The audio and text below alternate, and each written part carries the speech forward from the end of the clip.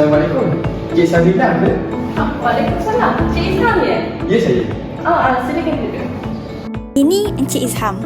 Encik Izham berumur 37 tahun. Beliau seorang pensyarah dan juga ahli syariah komiti. Dengan jumlah gaji RM18,000 sebulan. Beliau mempunyai 3 orang anak lelaki, sebiji kereta Honda City dan sebuah rumah banglo. Ini Puan Sharifah Nur Aziza, isteri kepada Encik Muhammad Izham. Beliau juga berusia 37 tahun. Beliau juga merupakan seorang pensyarah di Universiti Awam dengan gaji RM7,400 sebulan. Beliau mempunyai sebiji kereta Toyota Camry. Saya ada masalah dalam menguruskan kewangan saya. Saya tak tahu macam mana nak uruskan dengan cekap. Tapi saya nak pergi travel setiap tahun dengan isteri saya, dengan anak-anak saya untuk dapatkan meaningful life. Boleh Cik Sabrina bantu saya? Boleh, tak ada masalah. Mari saya dan tim saya bantu.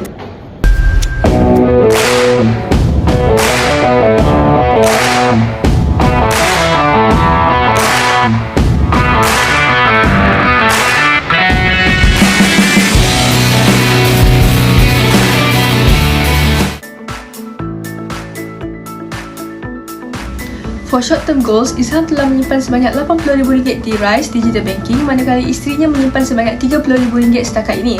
Tujuan utama mereka adalah untuk memenuhi segala keperluan wang segera dan juga sebagai dana kecemasan untuk keluarga jika terjadi sebarang kecemasan.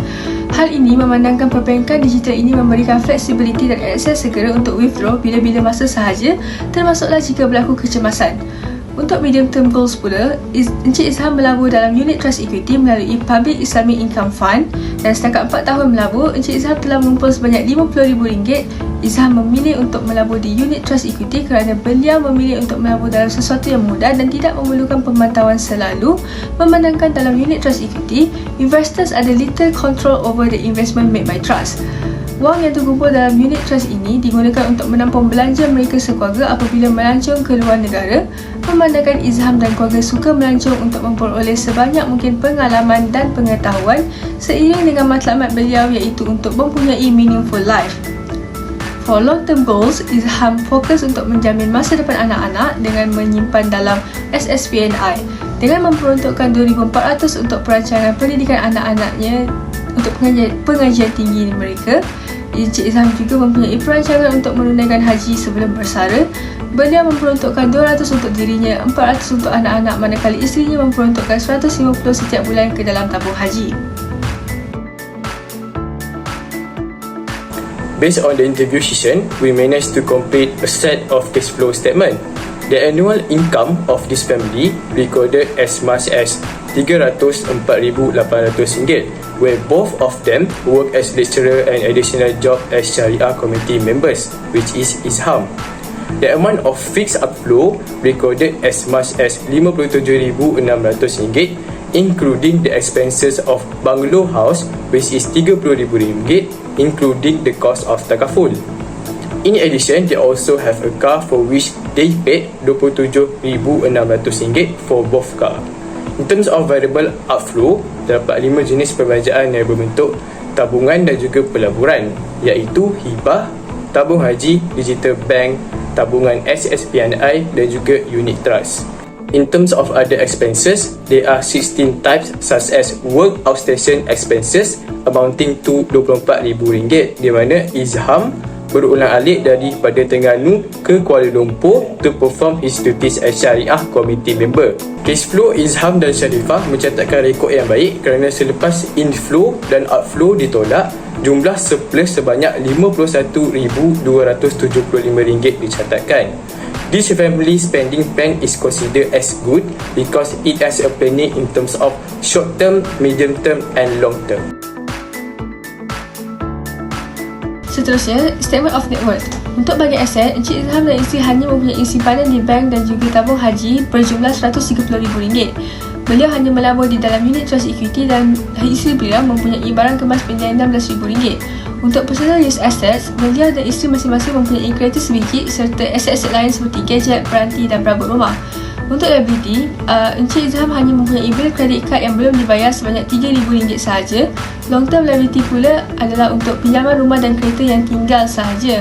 Memandangkan rumah dan kereta baru sahaja dibeli dalam 5 tahun lepas, masih banyak hutang yang perlu dibayar oleh Encik Izham dan isterinya. Hal ini membawa kepada jumlah net worth sebanyak RM529,250. Untuk rasio yang pertama, Izham mencatatkan basic liquidity ratio sebanyak 6.15 dan dianggap cukup sihat, menunjukkan keupayaan yang tinggi untuk menampung tanggungjawab kewangan jangka pendek. Ini bermakna Izham mempunyai lebih dari cukup aset cecair seperti tunai atau pelaburan jangka pendek untuk memenuhi tanggungjawab kewangan dalam tempoh terdekat. Untuk standby liquidity ratio, menunjukkan kedudukan kecairan yang sihat kerana menunjukkan bahawa beliau boleh menangani lebih kurang 8.52 bulan tanpa pendapatan setelah aset tunai beliau habis sepenuhnya. Walaupun asetnya dilelong dengan nilai yang berkurang, Izham masih boleh membiayai perbelanjaannya untuk beberapa bulan lagi.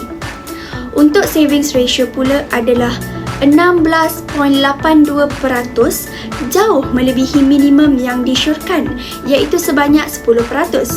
Ini menunjukkan kedudukan kewangan yang sihat yang dicirikan oleh pengurusan kewangan yang bijak. Savings ratio mencerminkan bahagian pendapatan yang seorang individu simpan daripada belanjakan. Untuk liquid asset to net worth ratio pula berada pada 24.56%, melebihi minimum yang disyorkan iaitu sebanyak 15%. Ini menunjukkan situasi kewangan yang baik di mana sebahagian besar aset keseluruhan Izham berada dalam bentuk aset yang mudah cair. Kecairan ini boleh berfungsi sebagai backup untuk menampung keperluan kewangan segera atau perbelanjaan yang tidak dijangka. A debt to asset ratio di bawah 50% secara amnya menunjukkan struktur modal yang agak konservatif, menunjukkan bahawa Izham lebih bergantung kepada pembiayaan equity daripada pembiayaan hutang. Nisbah hutang kepada aset seperti 44.54% mungkin dianggap sederhana, menunjukkan tahap hutang yang munasabah yang telah diambil oleh keluarga untuk membiayai asetnya. Selain itu, financing service ratio Izham mencatatkan nisbah perkhidmatan pembiayaan sebanyak 141.25%, iaitu lebih tinggi daripada minimum yang disyorkan iaitu 35%. Walaupun nisbahnya melebihi minimum yang disyorkan, ia menunjukkan peratusan pendapatan Izham yang agak tinggi komited untuk menampung perbelanjaan berkaitan hutang. Adalah penting bagi Izham untuk memantau dengan teliti dan menguruskan kewajipan hutangnya untuk memastikan dia dapat memenuhinya dengan selesa tanpa menjejaskan keupayaannya untuk menangani keutamaan kewangan lain atau perbelanjaan yang tidak dijangka. Untuk non-mortgage financial service ratio pula, Izham mempunyai sebanyak 27.45%, iaitu lebih tinggi daripada penanda aras 15%, menunjukkan bahawa bahagian pendapatan yang lebih besar digunakan untuk menampung pembayaran hutang, meninggalkan lebih sedikit ruang untuk perbelanjaan atau simpanan lain. Keadaan ini boleh menyebabkan tekanan kewangan dan boleh mendatangkan risiko kepada kesihatan kewangan keseluruhan Izham. Seterusnya, net investment to net worth ratio Izham berjumlah 37.03% adalah lebih rendah daripada penanda aras yang disyorkan iaitu sebanyak 50%. Memandangkan Izham semakin hampir dengan tarikh persoalan yang diingini, dia perlu terus berusaha untuk memperbaiki keadaannya sehingga ia mencecah 50%. Dan akhir sekali, nilai solvency ratio sebanyak 55.46% adalah lebih tinggi daripada penanda aras yang disyorkan sebanyak 50% yang sepatutnya meletakkannya dalam kedudukan yang selamat dan dilindungi dengan baik daripada insolvensi. Ia menunjukkan bahawa Izham boleh menahan kejatuhan aset sebanyak 55.46% sebelum insolvensi berlaku. Current status of takaful and insurance planning Encik Izham. Encik Izham hanya mempunyai dua jenis takaful. Yang pertama adalah Mortgage Long Term Takaful MLTT untuk rumah pada usianya 33 tahun. Beliau membayar ansuran bulanan rumah dengan RM2,500 sebulan termasuk nilai MLTT sebanyak RM270. MLTT akan membayar keseluruhan pempasan kepada pemegang polisi atau penama jika berlaku kecacatan kekal atau kematian. Yang kedua, Encik Izham juga memasukkan hibah takaful untuk isterinya ke dalam perancangan kewangan beliau untuk menangani hutang dan menggantikan pendapatan. Beliau aktif menyertai pelan hibah yang menyediakan sumbangan bulanan tetap sebanyak RM300 dengan jumlah hibah sebanyak RM500,000. Tujuan Encik Izham mencarum di dalam hibah takaful ini adalah sebagai sumber penggantian pendapatan dalam kes kematian Encik Izham.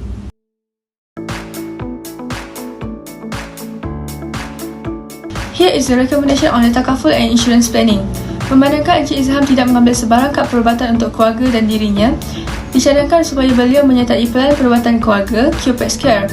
Oleh kerana kedua-dua Encik Izham dan isterinya merupakan kaki tangan awam, mereka berhak untuk melanggan kad perubatan keluarga yang merupakan inisiatif untuk memberikan alternatif kepada kaki tangan awam dan keluarga untuk menerima rawatan di hospital pakar swasta pada kadar yang berpatutan. Kad perubatan keluarga ini menawarkan sumbangan bulanan sebanyak RM106 dan sumbangan tahunan sebanyak RM1,272. Encik Izham juga disarankan menaik taraf pelan hibah untuk meningkatkan manfaat kewangan keluarganya. Dengan menaikkan sumbangan bulanan atau meneroka pelan takaful tambahan, beliau dapat memperluas liputan, memastikan sokongan kewangan yang kukuh untuk isteri dan anak-anak. Ini selaras dengan perancangan kewangan untuk kesejahteraan keluarga. Mengambil kira jumlah pendapatan bulanannya sebagai pensyarah, jumlah hibah yang diperlukan dianggarkan sebanyak RM1,080,000. Jumlah belanja keluarga adalah sebanyak RM108,320, membenarkan peningkatan kepada pelan hibah yang lebih komprehensif untuk keperluan masa depan dan pendidikan anak-anak. Walaupun terdapat penurunan belanja keseluruhan kepada RM59,520 selepas pengecualian kos berkaitan dengan kereta Encik Izham, peningkatan sumbangan bulanan kepada RM580 dari RM300 untuk pelan RM250,000 hingga RM2 juta adalah tepat untuk menangani kos yang tidak dijangka dan memastikan kedudukan kewangan keluarga yang selamat. Dicadangkan agar isteri Encik Izham mempertimbangkan menjual kereta suaminya untuk meringankan beban kewangan dan menyesuaikan bajet untuk kelestarian. Dalam investment planning, Izham tidak menyatakan semasa temuduga what kind of unit trust equity yang dilaburkannya. Jadi kami andaikan beliau kini mempunyai pelaburan iaitu dalam Public Islamic Income Fund yang diuruskan oleh Public Mutual Berhad. Seperti yang dimaklumkan, jumlah peruntukan dalam unit trust equity dianggarkan sebanyak RM50,000. Izham memulakan perjalanan pelaburannya pada usia 33 tahun, menyumbang RM12,000 setahun selama 4 tahun. Selain itu, berdasarkan maklumat yang diberikan tentang penglibatan aktif Izham dalam investment of unit trust equity, so it seems reasonable to categorize him as a medium risk taker, yang mana beliau mengutamakan simplicity in his financial approach berbanding mengejar keuntungan yang maksimal. Berdasarkan calculation menunjukkan jumlah terkumpul pelaburan selepas 4 tahun. Strategi investment Izham menunjukkan pendekatan komprehensif yang mengambil kira matlamat kewangan yang penting. Understanding that how inflation affect purchasing power, so Izham choose unit trust equity sebagai lindung nilai terhadap inflasi. Tambahan pula, pilihan Izham dalam melabur unit trust equity is due to its liquidity, yang mana Izham boleh mengakses dana mengikut keperluan. Laluan pelaburan Izham menunjukkan pendekatan yang mengambil kira kedua-dua pilihan gaya hidup dan objektif kewangannya.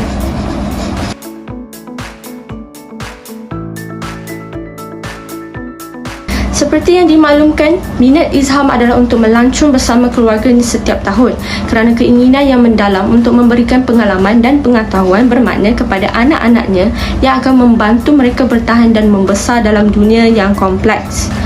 Memandangkan jumlah pelaburan terkumpul Izham sebanyak RM50,957 selepas 4 tahun, memilih untuk melancong ke luar negara setiap tahun dengan anggaran kos sekurang-kurangnya RM50,000 setahun sememangnya akan menimbulkan cabaran kewangan.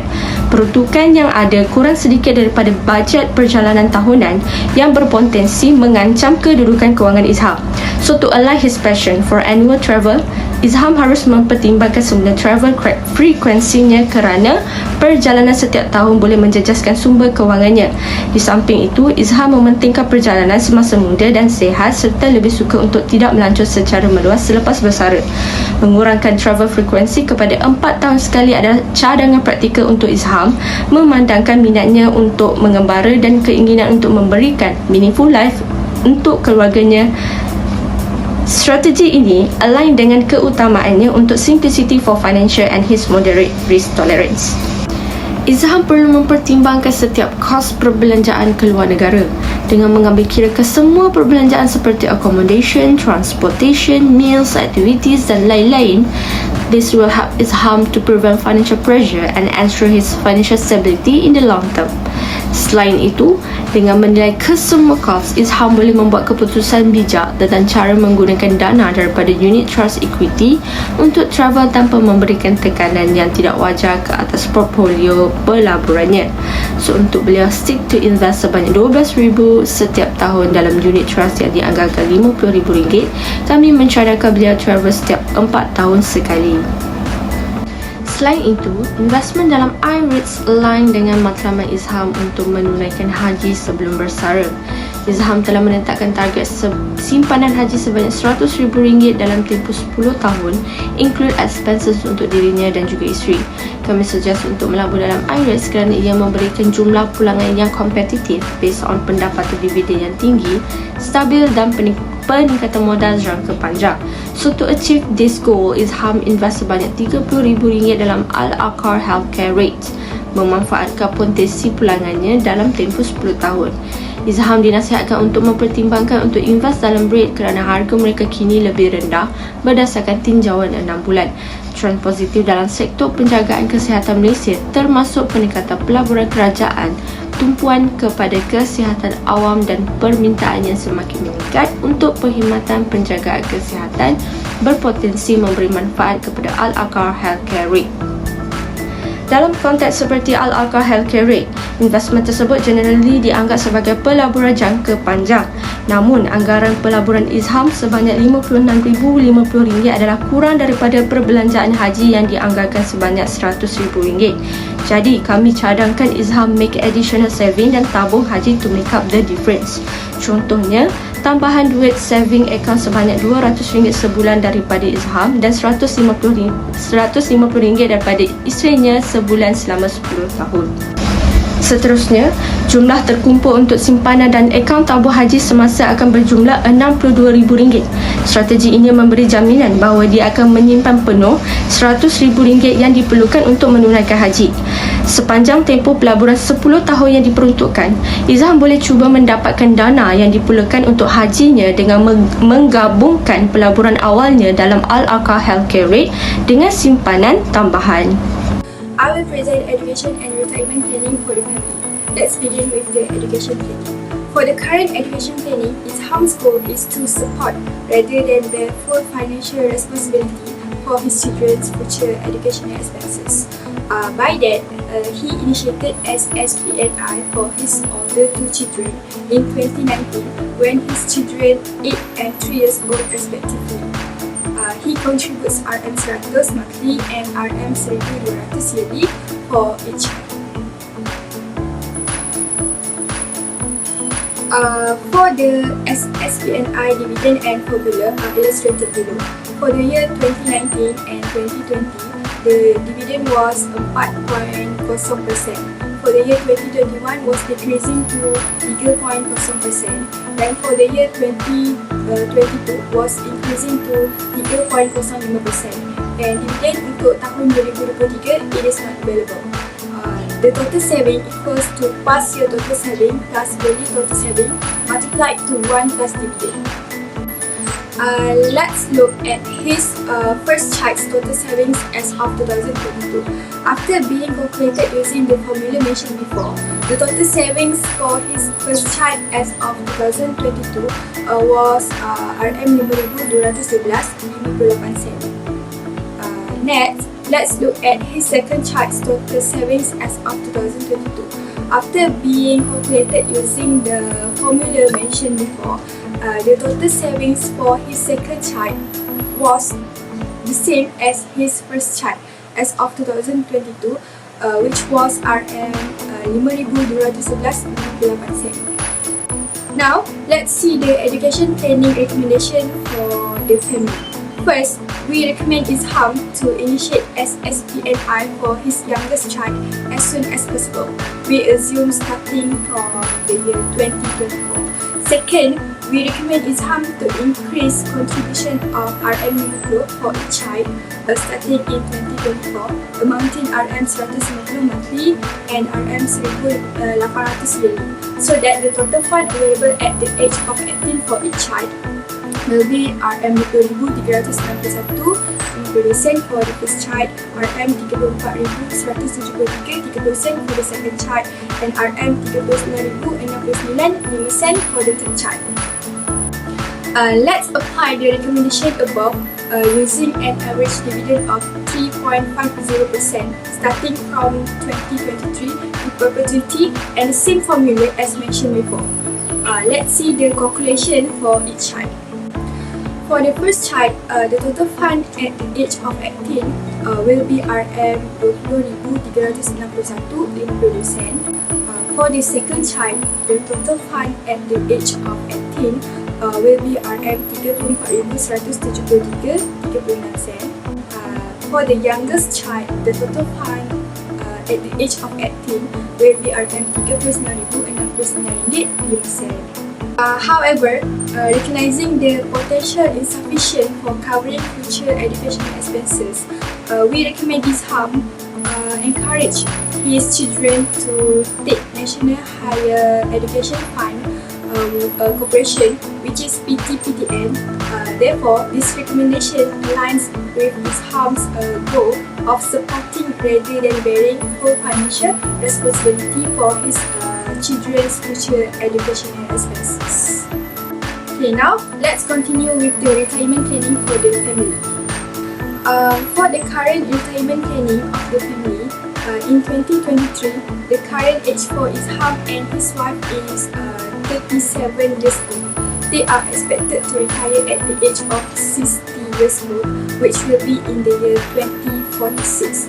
Their goals are to rely on pensions during retirement for as long as they can sustain them, to want a peaceful retirement by not engaging in any business-related concerns, because they could introduce stress, and to only be open to any speaking engagement.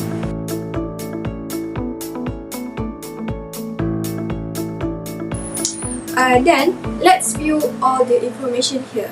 For Izham, he began his lecturing career in January 2018 and he is expected to end his career in December 2046. His current salary in 2023 is RM9,000 and his annual incremental salary per year is RM250. Hence, the estimated annual incremental to 2046 will be RM5,750, making his final salary in 2046 RM14,750. For his wife, she began her lecturing career in January 2020 and she is expected to end her career in December 2046. Her current salary in 2023 is RM7,400 and her annual incremental salary per year is RM250. Hence, the estimated annual incremental to 2046 will be RM5,750, making her final salary in 2046 RM13,150. For the service reward and monthly pension formulas are illustrated below. Service reward equals 0.075 multiplied by the service period in months multiplied by the final basic salary. Monthly pension equals 1/600 multiplied by the service period in months multiplied by the final basic salary. Then, using the information and formulas mentioned before, for Izham, the service reward will be RM371,700 and the monthly pension will be RM8,260. For his wife, the service reward will be RM307,710 and the monthly pension will be RM6,838. Now, let's see the retirement planning recommendation for the family. We estimate Izham and his wife reach age of 80. So first, we recommend they use the service reward efficiently by directly dividing it by 20 years, which equals 240 months to support their monthly pension and avoid excessive spending. Second, as they only be open to any speaking engagement, we recommend they open to online speaking engagement from the comfort of their home. Also, they can use existing equipment such as talk, phone, and Wi-Fi. Therefore, all above align with ISHAM's retirement goals to have a relaxed retirement without unnecessary complications or stress. Let's apply the recommendation above. For ISHAM, his service reward divided by 240 months equals to RM1,548.75, making the monthly total fund available at the age of 60 to 80 RM9,808.75 in addition to the monthly pension of RM8,260. For his wife, her service reward divided by 240 months equals to RM1,282.13, making the monthly total fund available at the age of 60 to 80 RM8,120.13 in addition to the monthly pension of RM9,838. On that account, we assume the monthly total fund available at the age of 60 to 80 is sufficient for them.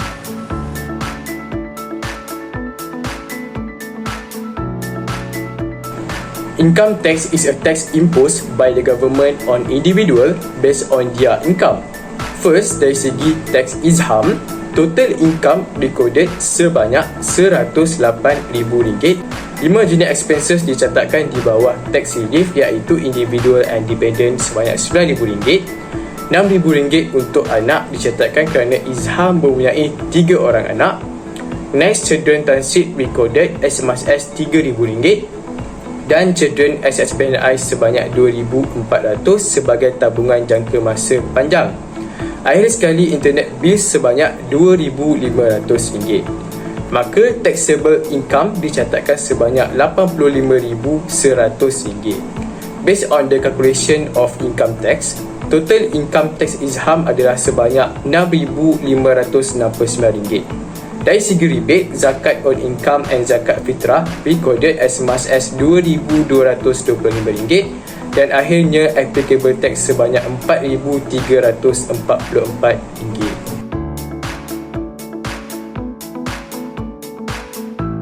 Next, in terms of tax syarifah, total income recorded sebanyak RM88,800 hasil daripada pekerjaan sebagai seorang lecturer. In terms of tax relief, only one expense recorded, which is lifestyle book sebanyak RM2,400. Syarifah is a person who likes to read according to the interview session conductor. So, RM86,400 direkodkan sebagai taxable income. For calculation of income tax, total income tax syarifah adalah sebanyak RM6,816. Dari segi rebate zakat on income recorded as much as RM2,115 dan akhirnya applicable tax sebanyak RM4,701 direkodkan.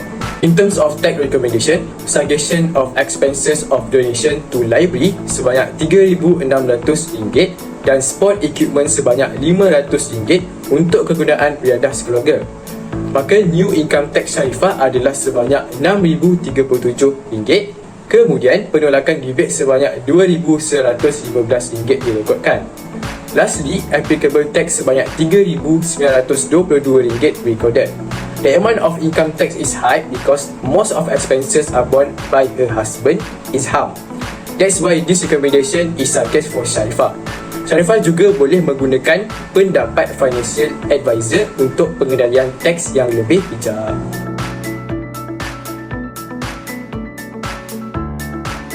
Next, in terms of zakat, ISHAM pays two types of zakat. ISHAM zakat on income of RM2,105 was recorded. This amount is recorded after calculating zakat eligible income multiplied by 2.5%. Zakat fitrah pula, ISHAM membayar sebanyak RM120 iaitu jumlah untuk 5 orang sekeluarga, di mana RM24 seorang dikenakan kerana penggunaan jenis beras basmati. Next, in terms of zakat syarifah, selepas pengiraan dilakukan, pendapatan sebanyak RM88,800 ditolak dengan perbelanjaan sebanyak RM4,200. Total zakat on income dikenakan sebanyak RM2,115. Jumlah zakat melebihi suaminya kerana kebanyakan perbelanjaan dibayar oleh suaminya iaitu izham. Gold on zakat regulation often refer to the ownership of gold as saving or investment. The payment of zakat on gold is based on nisab, where nisab is the minimum threshold of wealth that makes a person responsible for paying zakat. Emas milik keluarga ini dicatatkan sebanyak RM16,000. Jumlah nisab semasa pula sebanyak RM23,178.81 iaitu sebanyak 85 gram mengikut Maidam Terengganu. So, keluarga ini tak perlu membayar zakat on gold kerana jumlah emas yang dimiliki tidak melebihi jumlah nisab terkini. Next, in terms of zakat recommendations, Izham and Sharifah should pay zakat on savings. Pendapatan boleh zakat dari jumlah simpanan Izham adalah sebanyak RM80,000. Zakat on savings yang dikenakan adalah sebanyak RM2,000. Sharifah pula mencatatkan zakat on saving sebanyak RM750 based on her saving of RM30,000. Untuk current status harta dan aset planning, jika berlakunya kejadian kematian Izham, beliau menyatakan bahawa beliau mengambil kira perancangan harta dan asetnya mengikut Undang-Undang Waris Islam yang mematuhi prinsip faraid untuk pembahagian harta di kalangan waris. Warisnya yang layak mendapat pembahagian hartanya termasuklah isterinya, ibu dan ayahnya dan juga 3 orang anak lelakinya yang masing-masing masih berumur 2 tahun, 7 tahun dan 12 tahun. Jumlah harta bersih dan aset adalah RM783,350 yang sepatutnya diperuntukkan kepada isterinya, kedua ibu bapanya dan ketiga-tiga anak lelakinya. Oleh itu adalah penting untuk memastikan bahawa harta dan liability dihitung dengan tepat untuk menentukan nilai bersih harta yang boleh diwariskan. Menurut faraid, isterinya berhak mendapat bahagian yang sama dengan 1/8 dari harta pusaka yang tinggal berjumlah RM97,918.75. Setiap itu, ibu bapa Izham sebagai waris utama diberikan bahagian yang mewakili 1/6 dari harta pusaka, mendapat pengagihan sebanyak RM130,558.33. Ketiga-tiga anak lelakinya pula layak menerima kira-kira RM141,438.19 setiap seorang. Izham telah memilih untuk mematuhi sepenuhnya prinsip faraid dalam perancangan harta pusakanya untuk mengelakkan konflik dalam keluarga dan memastikan kesejahteraan mereka jika beliau meninggal dunia.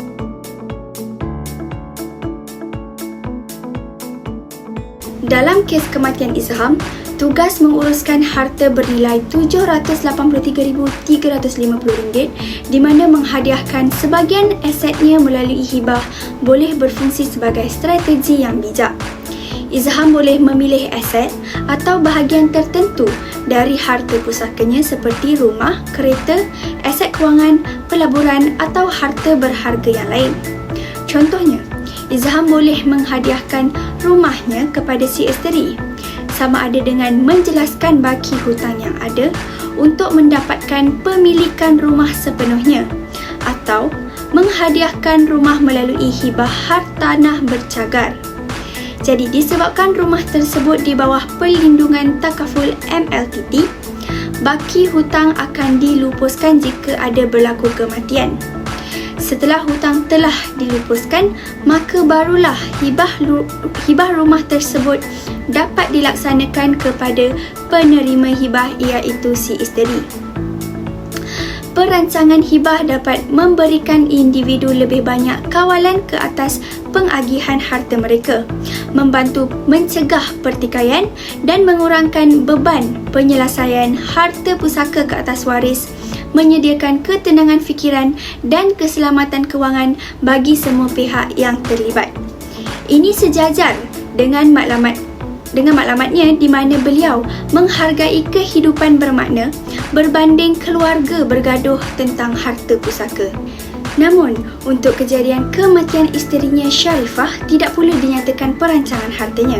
Maka kami memperincikan bahawa isterinya juga perlu mengikut Undang-Undang Waris Islam yang mematuhi prinsip faraid untuk pembahagian harta di kalangan waris kerana Undang-Undang Pewarisan Islam telah menyediakan kerangka yang jelas dan mengurangkan ketidakpastian di kalangan waris.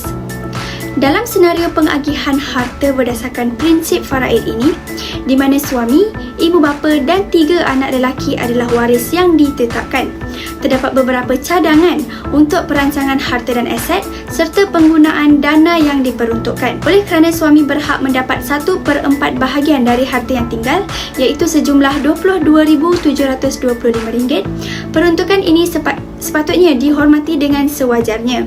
Si suami boleh menggunakan dana tersebut untuk memastikan kesejahteraan kewangan, termasuklah menampung perbelanjaan hidup, melangsaikan hutang dan menubuhkan dana kecemasan.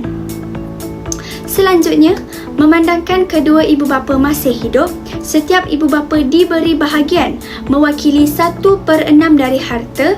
Hasilnya adalah pembahagian sebanyak RM15,150 setiap seorang. Ibu bapanya boleh menggunakan dana yang diperuntukkan untuk meningkatkan simpanan persaraan mereka, memastikan keselamatan kewangan semasa tahun-tahun akhir mereka. Selain itu, 3 anak lelaki berhak mendapat kira-kira RM12,625 setiap seorang. Anak lelakinya boleh menggunakan dana untuk menyokong pendidikan mereka, termasuk yuran, buku dan perbelanjaan pendidikan yang lain.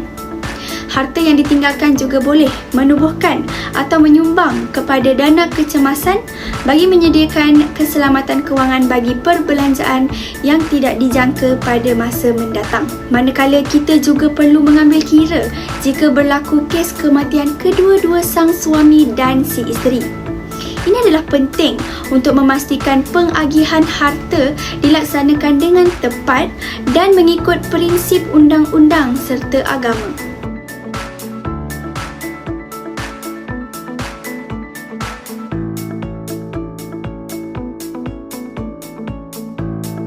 Jadi berdasarkan hak-hak yang ditetapkan, ibu bapa Izham berhak mendapat 3/18 bahagian dari harta peninggalan Izham sebanyak RM130,558.33 setiap seorang, dan ibu bapa Sharifah pula berhak mendapat 3/18 juga bahagian dari harta Sharifah sebanyak RM15,150 setiap seorang.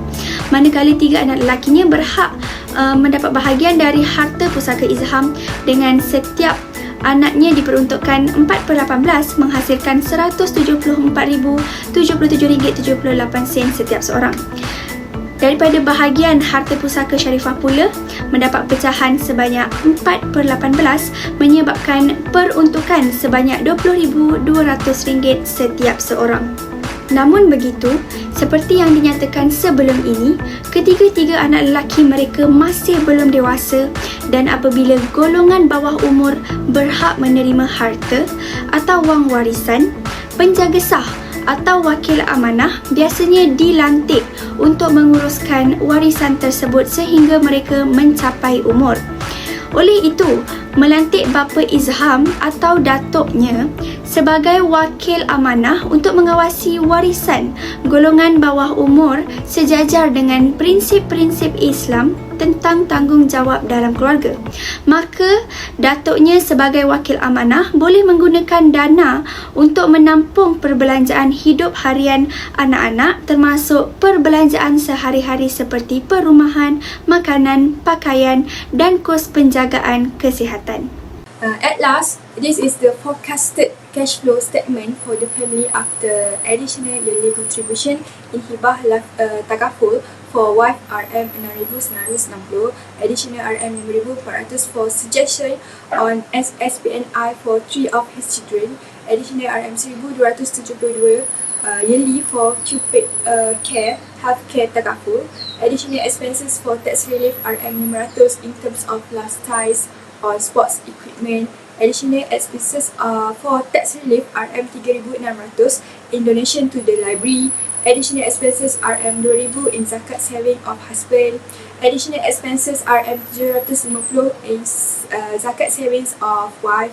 And additional RM30,000 to invest in Al-Aqar healthcare rates. Thus, the net cash flows will be a surplus of RM6,793. That's all from us, and thank you.